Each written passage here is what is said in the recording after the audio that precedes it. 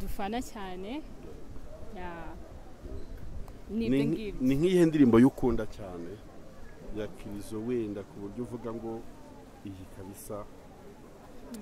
hari indirimbo yitwa oya najya nanirwa oya najya nanirwa indirimbo ni nziza iramfasha cyane, ariko nizere kuri muba mu bakinga kuko iryo jwi ntabwo ari ryo kuza kwicaza inyuma gusa. ndamufana cyane. Yego uri n'umuririmbyi. Yes, reka ntangire ngusuhuza cyane abo dukurikiye muri aka kanya kuri Evangeliser Le Monde TV ndetse n'ahandi hose ushobora kuza kureba kino kiganiro. Uyu munsi turi ku itariki hajya nizingahe? 20. Turi ku itariki 20 z'ukwezi kwa kane 2025. turi mu gitaramo. Twaje mu gitaramo cya Kirizo Ndasingwa. Hano turiho ni ku Ntare Arena, ngira ngo urabona ko bimeze neza cyane. Hari muvamo y'abantu nubwo iki kiganiro wenda nza ku cya prodinga ntinze, ariko tugikoze nyine mu masaha ya saa 9 kugira ngo tubereke ibyiza bigiye kubera aha hantu, kandi turakomeza kubibakurikirana akantu ku kandi. Nitwa BKM wa Yesu, ndi kumwe na mugenzi wanjye rero nawe ukora umwuga w'itangazamakuru, yatwibwira kugira ngo mumenye ninde tugiye kuganira. Nitwa Fidele Gatabazi, nkora kuri Gospel Today. Gospel Today. Kuri Gospel Today umuntu uhageze ari bwo bwa mbere cyangwa ugiye kuhagera ari bwo bwa mbere, ni iki wamubwira, ni iki azasanga muri uru rugo? Urwo rugo rwa Gospel Today rubaho nyine ibintu byiza cyane, bahita ngo ni gospel message to the world. Navuga ngo ni ubutumwa bwiza ku isi, haba abahanzi beza, haba indirimbo nziza, haba ijambo ry'Imana, haba testimonies, haba ibiganiro byiza muri make kuri Gospel Today. Yego. So turishimye kwakirwa kuri Evangeliser Le Monde. Yes, natwe turishimye kuri BKM wa Yesu, Yobokamana TV, kuri Gospel Today. Mwebwe hano ni na Today birahurira. Yes, ni Fidele turi kumwe, ni umunyamakuru mwiza, ngira ngo muramuzi mu binyamakuru byinshi bigiye bitandukanye. Nkeka ko ari no mu bakoordinateri byibura 2 cyangwa 10 bibanze muri iki gitaramo mu rwego rwa media. Twagiye tubana mu biganiro byinshi bigiye bitandukanye na Fidele, none tubanye no kuri Evangeliser Le Monde TV. Fidele, twifuriza abantu Pasika nziza. Pasika nziza, Imana ibahe umugisha kandi Kristo yongera bimushya kuri mwebwe. Pasika umuzuko wa Kristo ntabwo yazutse uyu munsi nubwo aribwo turi kubyibuka, ariko ibabere urwibutso, ibabere ibihe bidasanzwe byo kongera kumva Kristo abaye mushya kuri mwebwe. Nimuze twese tumuhimbaze kuko yemeye kudupfira cyo, yasatuyemo na rwa rusika rwatumye natwe twinjira. Iyo ndirimbo wayirebye se cyangwa uri mu bandwanya? Nayirebye cyane. BKM yasohoye indirimbo ejo ya Pasika, mugende muyirebe rwose kuri BKM wa Yesu. Ni indirimbo nziza imaze kurebwa n'abantu 30,000 mu munsi umwe. Ndashima Imana ko ubutumwa bwayo bugeze kure bukubiye muri iyo ndirimbo n'abandi bari kuyireba. Twivigire kuri umukozi w'Imana Kirizo Ndasingwa wateguye iki gitaramo ku nshuro ya kangahe buriya? Easter experience ni inshuro ya mbere. Icyo twakoze ubwo ndavuga mu rwego rw'ibitaramo. Igitaramo cya kabiri, cya mbere cyitwaga wahozeho, ni album launch yaronshingwaga muri BK Arena, yabaye umwaka ushize mu kwezi kwa gatanu ku itariki 5. Uyu munsi rero turi muri Easter experience, ni igitaramo cya Pasika. Turimo rwose turakora ahangaha ku Ntare Conference Arena i Rusororo. Ni ibintu bimeze neza cyane, murabona abantu baje ni benshi kabisa. Tugiye kuramya Imana mu kanya tunayihimbaze. Abantu mukomeze muhanga amaso, no TV turabibagezaho akantu ku kandi. Fide mbo hari ibintu byinshi navuga kuri Kirizo, ariko reka nkomaze kugira ngo nkure ku rugende. Ndabizi uri mu kazi kenshi hano mu itangazamakuru. Experience y'umunyamakuru wa Gikristo niye kuri Kirizo? Kirizo rero wamubonye ute mu baramyi bose muziranye nabo ujye ufasha? Yego, Kirizo mu bantu twakoranye ni umuhanzi mwiza uca bugufi. Ikindi ni umuntu wizera kandi akizera ibintu byagutse, agira iyerekwa rinini. Guhera ku nshuro ya mbere afata BK Arena kugira ngo akoremo igitaramo, baramuteye amabuye, baramubwira bati ni gute ujye gukora igitaramo muri BK Arena ahantu tuzi hambonyi hataraha abandi bantu, ni gute ujye kwatinyuka sahawe bireke. Ariko ndamubwira ngo ugomba kubikora, nawe arambwira ati ngomba kubikora. Iryo yerekwa nararigize, bakajya bamubwira bati noneho bwira abantu abahanzi bo muri Nigeria cyangwa se South Africa baze bagufashe kugira ngo byibura umwiyomekeho. Hari ukuntu umuhanzi utazwi ngo yiyomeka ku wundi bagafata ifoto bakazegeranya. None Don Moen yaba ari hano, wowe ukaba uri hameze, wowe ukaba umeze gutyo kumena kuri hejuru nk'inzige ngo nabaye nk'umunani. ngo bikakwitirwa ariko Don Moen akaba ari uri kugaragara ujya Yego. ubibona So, ariko ndashima ko atagize iyo complex Hadi yaravuze ati ubwashize ngewe yakoranye ngomba nande? kubikora Muri yakoranye na Brooklyn. True Promises Yego. akorana n'ubundi na Papi Clever nuko bagiye gukorana n'uyu munsi Yego.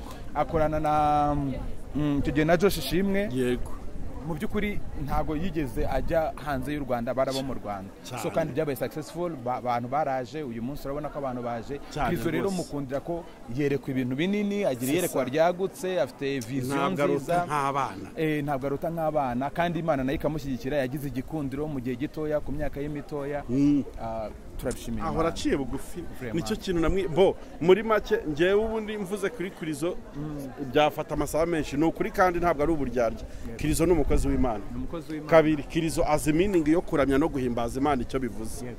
Krizo afite target yo kwagura ubwami bw'Imana kurusha kuba business Yego. hari umuhanzi uririmba ku bw'amafaranga Yego. afite impano yo kuririmba n'ijwi rwose no kwandika indirimbo neza ariko aho ngiye koriyanta umuziki wanjye muri business into business ni ukuvuga ngo sinabibi nta nicyo bitwaye kuko umuntu atungwa n'ibyo akora ariko iyo muganira buri gihe akubwira ati first of all God mbere na mbere Imana Yego.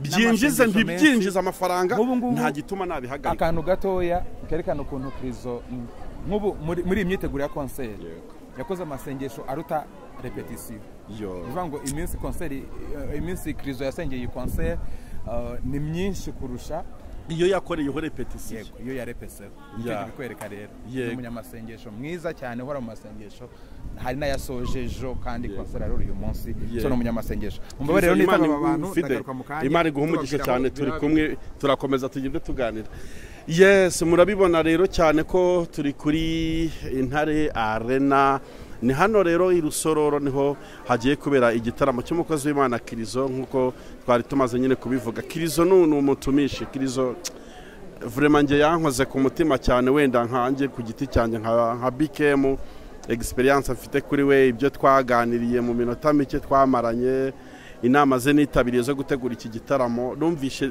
logique ye the philosophy behind y'ukuntu akora umurimo w'Imana numva ndamukunze cyane numva ndamunezerewe vraiment ni umuntu ubona agamije ivugabutumwa ni umuntu ubona agamije gushyigikira bagenzi be ni umuntu urekonesa ni umuntu utajya yibagirwa abantu bacanye mu bihe bigiye bitandukanye by'umurimo w'Imana ni umuntu uririmba Bibiliya yes burya nubona umuririmbyi cyangwa umuhanzi ahanga indirimbo ariko ukabona ari muri ari kwandika indirimbo azagendeye ku ijambo ry'Imana burya uwo muntu umenya ko yubatse ibintu bye ku rufatiro ruzima ntabwo namenya ngo nahera hehe mvuga kuri Krizo ariko icyo nabwira abantu badukurikiye ni ukuri mukunde Krizo ku bwa Kristo mukunde Krizo mumushyigikire mujye kuri social media ze zitandukanye mujye kuri channel ze zitandukanye mujye ku ma platform yose atandukanye Krizo agenda anyuzaho ubutumwa bwiza mumushyigikire kuko no gushyigikirwa ni umuntu w'Imana ni umuhanzi mwiza utarandura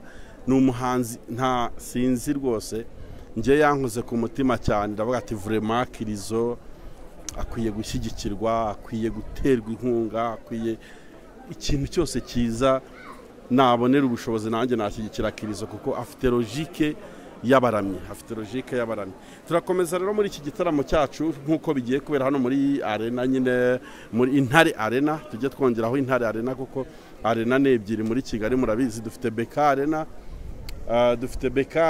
dufite n'Intare Arena hano i Rusoro muraho mwababyeyi mwe muje gushyigikira umukozi w'Imana cyane muraho Pasika nziza yego ni karibu rero mu gitaramo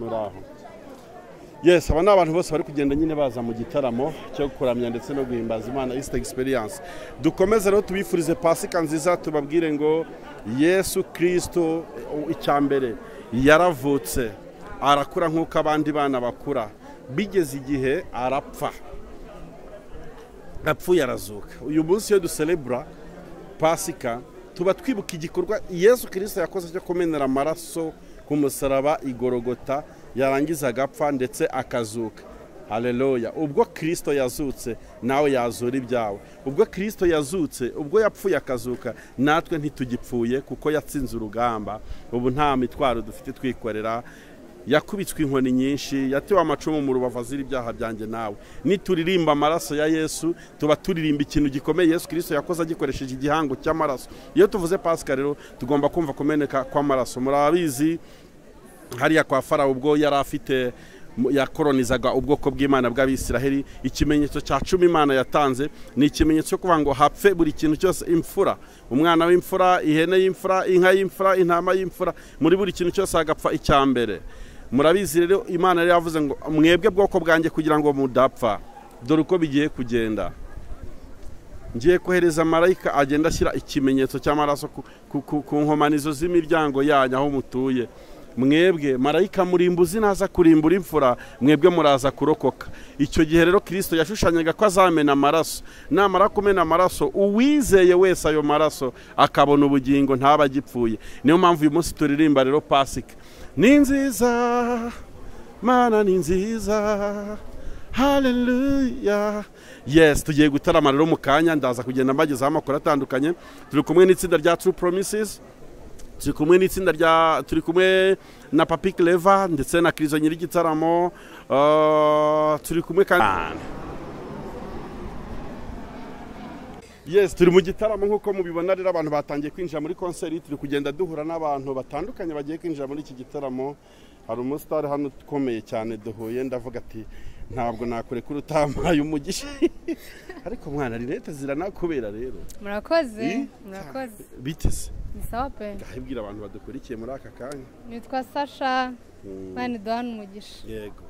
Sasha nk'umuntu Sasha ubundi ni muntu ki? Iyo uvuze Sasha ninde abantu bahita bumva? Narakijijwe, ni umunyamakuru, ni umukobwa. Ni n'umukobwa. Ako gatemo. Twaje gushyigikira umukozi w'Imana Krizo. Wowe witwa? Nitwa Gift. Gift. Yego.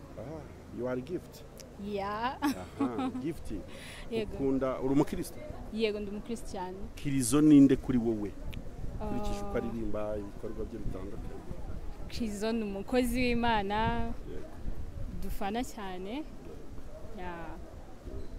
Ni nk'iyihe ndirimbo y'ukunda cyane ya Krizo wenda ku buryo uvuga ngo iyi kabisa? Ari indirimbo yitwa oya najya nanirwa, oya najya nanirwa. Iyo ndirimbo ni nziza, iramfasha cyane. Ariko nizere kuri muba mu bakinga kuko iryo jwi ntabwo ari ryo kuza kwicaza inyuma gusa. Ndamufana cyane. Yego. Uri n'umuririmbyi? Yego. Uririmba he? Ku giti cyawe cyangwa cy'abandi? Ndirimba muri True Promises. True Promises. Yego. Bya bintu bifite imvano mwana. Nari nyoyirijwe ahantu rivuye. Natwe tuzagutumirize turirimbe kuri BKM wa Yesu. Murakoze cyane. Tugira ibitaramo byacu. Tugira ibitaramo byo kwakira abaramyi batandukanye, abanyempano. Ubwo rero uhawe ubutumire kuri iyi televiziyo, duhise tunabibwira abantu kuwa mbere ningutumira ntuzange. Murakoze cyane. Kuko nawe wabwemeye ubutumire. Murakoze cyane. Yes, ni umuririmbyi mwiza nkuko mumwumva nyine. True Promises ngira ngo iraririmba muri iki gitaramo. Yego. Muriteguye?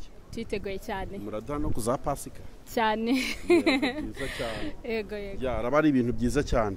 Ni iyi experience nk'umunyamakuru wa Gikristo wowe ufite kuri Kristo? Wabonye uti ibintu bye ugereranyije n'abandi baramyi wagiye wakira? Icyambere, Krizo ni umuhanga.